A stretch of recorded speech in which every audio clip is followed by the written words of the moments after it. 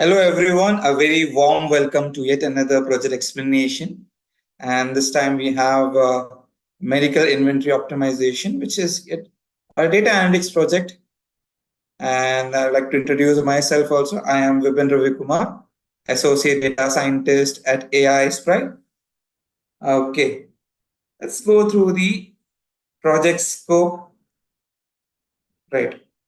So the business problem was that the very big hospital chain in India was facing this business problem of with their pharmacies. Okay. The problem was that the bounce rate was increasing very significantly, leading to patient dissatisfaction. So when the patients were coming to buy medicines to their pharmacy, in-house pharmacies, they were not receiving or not getting the medicine they wanted. And this was leading to patient dissatisfaction.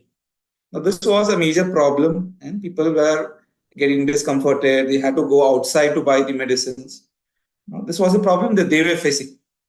They came to us, and we had to come up with a project scope. The project scope included the objective. The objective here is very clear. That is, we have to minimize this bounce rate of patients going out of the hospital. The constraint being, while we are trying to reduce the bounce rate, we also have to ensure that the inventory cost doesn't rises. Otherwise, it would be very simple for us to just bring in more inventory and reduce the bounce rate. But we had to also ensure that we reduce or minimize the inventory cost as much as possible.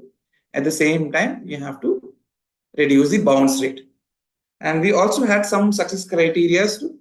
So we had the business success criteria wherein we had to reduce the bounce rate by 30 to 40%. And we also had to increase the revenue by about 20 to 30%. Right. This was the project scope. Now let me take you through the project, what we have done in the project. So data was available and it was shared to us. But before that, we had to do a lot of domain research because it is not a domain that is we are very familiar with. So we have to do a lot of domain research about the pharmaceutical industry, whatever, about the medicine that is being used. Okay, a lot of domain research had went in, and the data was shared. Even before the data had been shared, we had quite a few ideas about what type of variables that we would want to work with. Okay, and data was shared, and it was made available to us through an RDBMS, and we had to connect to it, and we got the data. Once the data was obtained, we had to explore it once more. Right, there were a lot many columns and features which we had some idea about, some not. So we had to do a lot of domain research along with the research about the columns that were, as well as we had to look through a lot of research articles to have an idea about the approach that we could take. Right. Once that was done, we had an idea about the data that we had. We came up with the data dictionary. And once that is over, we explored the data using Python, using SQL. Okay. And we came to know that the data was not perfect at all. So there was a lot of cleaning involved using both Python and SQL. And after cleaning, we again the statistical analysis. We compared the results before and after. Okay, we saw if there are any changes, and it was also documented.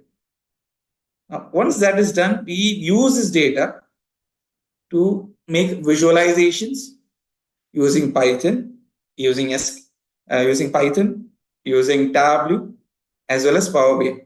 Both Tableau and Power BI are really wonderful tools to create visualizations, which would be able to give us more insights into the factors that are actually affecting the demand of the medicines. Right. Now, this was done. Once the visualizations were done, this is a glimpse of the dashboard that we have come across. Now, you can see the various factors that is affecting the demand, that is affecting the sales.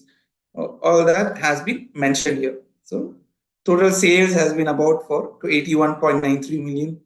Total profit was 36.14 million. And the profit percentage was quite good, 78.92%. Along with that, we had a lot of inferences, insights from other visualizations. So this is not the only one that we have come across. Okay, just for representation purpose. And we came across the fact that the data or the demand of medicines was not only because of the factors that were available in the data set, it was also dependent upon a lot of seasonal factors, which we had to take into consideration. It was majorly right skewed. Most of the columns were right skewed, and that means a lot of demand for lower grade medicines was there, okay? And a lot of outliers were also present, and the return ratio was also quite high and came to the lower rated, lower priced medicines. But one thing that we came across, which we find is very useful, is the fact that the impact of seasonal factors on the demand.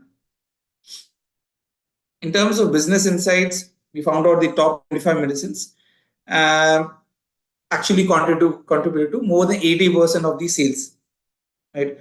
So you imagine you have about 2,000, 2,500 medicines. Out of that, only 25% is actually of some importance, contributing more than 80% of the total sales.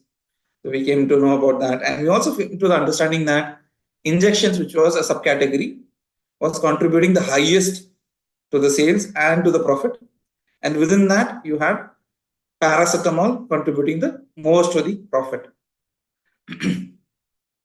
And this also helps us to find out that anti-infectives and intravenous fluids were in high demand, okay, and would lead to much more profitability. So these were some of the insights and inferences that we have gathered after going across the different visualizations that we had created using Power BI, Tableau, even Python, right? So this is about the data analytics project that we have come across, and we were able to successfully understand what all factors were actually impacting the demand. And going further forward, the scope is that we can use this understanding of the factors and come up with a forecasting model that will be able to forecast the actual demand of these medicines. Not all medicines, but the medicines which are in high demand, which have a high movement rate. All right. So this is the future scope. Now, we were able to achieve all this because at 360DigiTMG, we are working on real-time projects, and this is helping us to gain a lot of knowledge we can take forward. Now, along with this, we will be experiencing and coming across a lot of project management methodologies. We'll be coming across a lot of tools like Python, Power BI, cloud platforms. We'll also be exposed to Tableau, Tableau, Google Looker Studio. And along with that, you will also have this opportunity to work on research papers and get your names published in international journals. Right. Now, in addition, we also provide a lot of free tools that is available free of cost to everyone who visits our website of 360DigiTMG. So we have mind maps, we have ML architecture assistant, which will help you to create a very high level project architecture. There is a resume optimization hub, which will help you to understand how suitable is your resume for a particular job description. So you can compare your job, you can give your job description as well as your resume, and towards the end it will give you the how much percentage similarity is there. And suppose the similarity is very less, you can also come up with a resume, or you can also get your covering letter. Now we also have animated learning, which will help you to understand the concepts visually, right? And as I've already told you, mind map is a really wonderful tool to have because it will give you the flow of the process as well as act as a reference whenever you have doubts. And this is something that we ask our students to go across at least 3 times per day, right? And we have a presence, at Hyderabad, Bengaluru, and Chennai. Hyderabad being the main office.